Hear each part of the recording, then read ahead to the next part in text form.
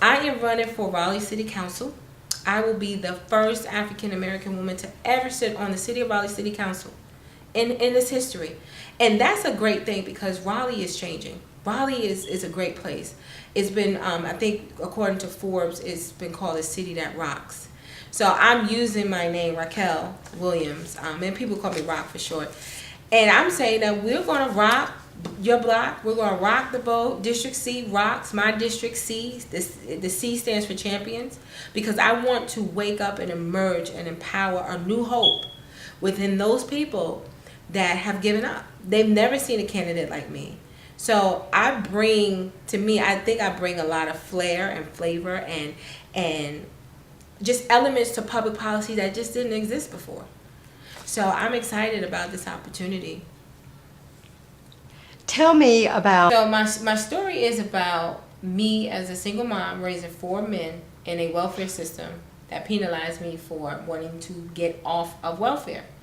So I like to tell everybody that this journey started when I began working at an institution in New York, an institution for juveniles. And I noticed that there was like 130 females locked up in a juvenile facility. And 128 of them were from single family homes. 128 of them were African American. 128 of them never saw their father. 128 of them were dropouts. And I thought there's no way in the world 128 females could be an accident out of a maximum occupancy of 130. So immediately I felt compelled to discover why they were in this place. So here I am on this road to discovery to find out why all of 9 out of every 10 females were African American from single family homes. I really was, and I had no children at the time, none. But in the process of me learning about this discovery, I knew that I had to go back to school. I knew that. I knew I was not going to find the answer in my community. I was not going to find the answer in a church. I was going to find the answer in school. So I enrolled in a community college. I took up criminal justice. However, before I can even get to enroll in class, I was pregnant. And then I said, oh my gosh, that wasn't the plan. I didn't plan to get pregnant, but I didn't prevent it. So... Were you in love? No. I was not in love. But I was just, you do what everybody else does at the time. So I was just doing what everybody else did and what I thought I was supposed to do as a young lady. So I was out there, I was doing my thing, I was in a club, I was having fun and living my life and just for the moment in me. And when I became pregnant, and the first place that I was referred to, I wasn't referred to a college, I was referred to the welfare center, the Department of Social Services. And my first interaction with them was very rude, it was abrasive. They immediately let me know that you're not wanted here. Why? Oh, another black woman. Oh, another baby. Oh, classic. And it was that interaction that just said, no way, I'm better than that. I don't want this to be my life. I will not have a lifestyle of coming down here to the Department of Social Services, filling out all of this paperwork for this little bit of money. So I said, I'm going to go back to school and I'm just going to stay in school, because on one hand, I had this compelling discovery, this problem to solve. I had to see why we were filling up these institutions, both juvenile and prison. I had to see why. So me being enrolled in my criminal justice degree with an emphasis in juvenile delinquency, I knew for sure I would find the answers. So then, of course, I'm asking questions in class. They're like, Racquel, that's not a question. That's what they would say. That's government. It just kept going up and up. So I said, government. I said, okay. So I have to take some classes in government next. So I knew that I would get a bachelor's degree in government. But before I could get my bachelor's degree, I was pregnant again. And I said, oh my goodness, this was not the plan. What are you doing, Racquel? And I thought, I didn't believe in abortion. I didn't believe that I should take and lay down and have unprotected sex, but then not want to take responsibility of it. I just didn't believe that that was the right thing to do. And I believe that if I did things the right way, eventually things would turn around for me. But that was just hard. And I tell everybody, I know I did not have children by the same men. I did not. I was just totally out there, totally in this war zone, in this road, in this journey of discovery, trying to find out, first, who am I? And second, how am I going to save these girls? How am I going to save these youth?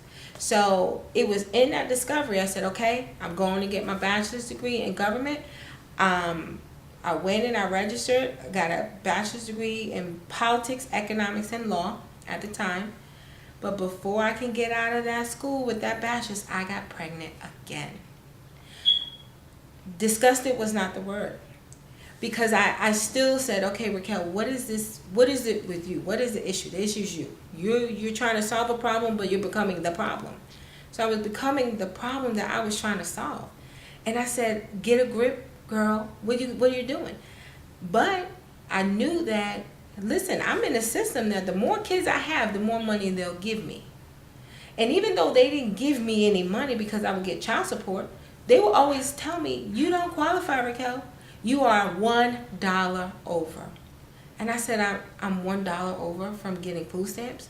And they would actually take the time to cut a food stamp or give me some food stamps for $16 or something low like that. And I'm like, I'm not working. I have 3 kids. But because I got child support, I got some form of income, they consider that to be too much. And that's when I immediately said, you know what? I'm going to change this system. Because whoever makes these rules obviously is not a single parent. Because you would not make a rule like that if you really wanted to help me become better. If you really wanted to help me be better and become independent, not dependent upon you, you would not make policies the way you do. So I was determined that I was going to find out who made the policies and I was going to change it. And that was a 13-year journey. Needless to say that I was able to graduate with my bachelor's degree. I got Dean's List, Dean's Honors, 3.8 GPA. And before I can get out of there, I was pregnant again. Now you're talking about 4 children. You're talking about being pregnant every day for 3 years straight. Like, there was nobody more disgusted than me. But I did not let that stop me. I did not let the depression, I did not let the pressure, I did not let the stigma, the negative stigma that people would give me because you got all these kids running around the house. I did not let that stop me from saying that I am great, I am valuable, and I will contribute to this world. I will do that. And I look back and I say that it was only God that was able to bring me to this place. Because imagine yourself, I need you to imagine having one child that's 2, one child that's 1, one child that's maybe in the toddler age, just, crawling, and being pregnant again. Every day. I change 50 diapers a day. Okay? There was no life. I couldn't go out anywhere. My transcript looks horrible because there was many semesters that I had to withdraw. Because I didn't have childcare, because I didn't have gas to get to school. And there was many times where I had to choose between buying my textbook or paying my rent. Still graduated because I was determined that if I had to sleep in my car, I was not coming out of school. Because that was my only way out. There was either school, and I did not know what the end of that road was, but I knew it was not welfare. And I knew what welfare turned out to be. Welfare, when you look at the inroads or the pathways at the end, you look at substance abuse. You look at, I'm not going to say stereotype any kind of, HIV or those kind of depressing things, but you look at mental illnesses. You look at heavy addictions of alcohol and drugs, and then you look at generational. The children see that, they become that. And I was determined that I was going to have and raise 4 men that made a difference to this world.